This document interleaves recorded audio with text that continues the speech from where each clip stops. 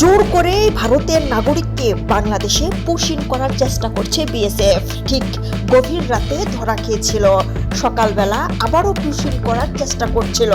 হ্যাঁ ভিউয়ার্স, ভারতের মুখ্যমন্ত্রী শুভেন্দু অধিকারী, যে কিনা নিজেই বাংলাদেশি, সে নিজেকে বাংলাদেশে বরিশালে জন্মগ্রহণ করেছে এমনটাই দাবি করে। তার মা বাংলাদেশি, তার বাবা কোথাকার সেটা আদৌ জানে না কলকাতা সহ আসাম, পশ্চিমবঙ্গের অনেকেই।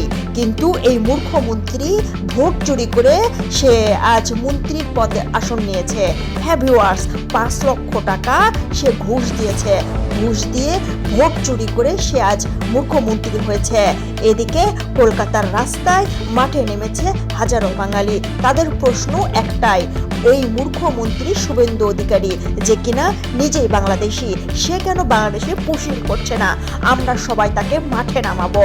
আমরা যেভাবে রাজপথে এসেছি, যে কয়দিনে আমাদেরকে সে ধ্বংস করছে, আমরা এটা দেখেই ছাড়বো। ডিজিপি হটাও, দিদিকে বসাও, এক দফা এক দাবি। আমরা রাজপথে এসেছি, আমাদেরকে ধ্বংস করছে। আমরা গরু ব্যবসায়ী ছিলাম, আমরা গরু কি সারা বছর পালবো? এই গরুগুলো আমরা কি করব? এই শুভেন্দু অধিকারী মূর্খ, সে বাংলাদেশের নাগরিক, সে বাংলাদেশে ফিরে যাক। আমরা এই দেশের নাগরিক, আমরা এখানেই থাকবো, শান্তিতে থাকবো, আমরা সবাই মিলেমিশে বসবাস করতে চাই। কিন্তু এই মুখ্যমন্ত্রীর বাড়ির সামনে আমরা খুব শীঘ্রই যাব এবং তার বাড়ি আমরা ঘেরাও করব। আমি স্পষ্টভাবে বলে দিচ্ছি, আমরা গরিব, আমরা অসহায়, আমাদের পেটে লাথি মেরে আজ এই মুখ্যমন্ত্রী নিজেকে মন্ত্রী বলে সে আজ রাজনৈতিকের নামে যেসব প্রতিহিংসা ছড়াচ্ছে, আমরা চুপচাপ থাকবো না। সবাইকে বলছি, আপনারা রাজপথে নামেন, এই আন্দোলন চলবে। এটা যতদিন না সে পদত্যাগ করবে। আপনারা দেখেছেন না বাংলাদেশে পার্শ্ববর্তী এলাকায় শেখ হাসিনা কিভাবে দেশ ছেড়ে পালিয়েছিল? ঠিক এই মুখ্যমন্ত্রীকে আমরা দেশ ছেড়ে পালানোর ব্যবস্থা করছি। আপনারা দেখেন, সে নিজে বাংলাদেশি, সে নিজেই নিজেকে বাংলাদেশি দাবি করে, আবার আমাদেরকে মাঠে মারছে না, ভাতে মারছে। আমরা এটা বিচার চাই। আমাদের বিচার কে করবে? তো আমরা নিজেরাই আসছি, রাজপথ দখল করব, আমরা তার বাড়ি ঘেরাও করব, তাকে আমরা উচ্ছেদ করব।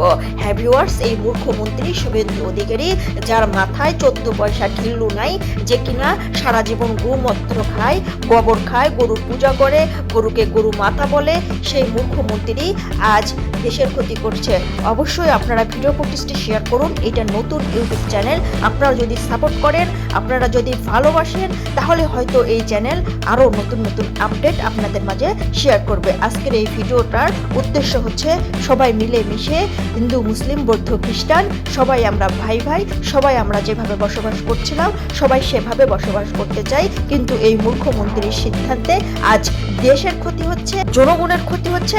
আমরা মাঠে মরছি না, ভাতে মরছি, আমাদের সব কিছুতেই কপাল পড়ছে। আমরা একে হটাবো।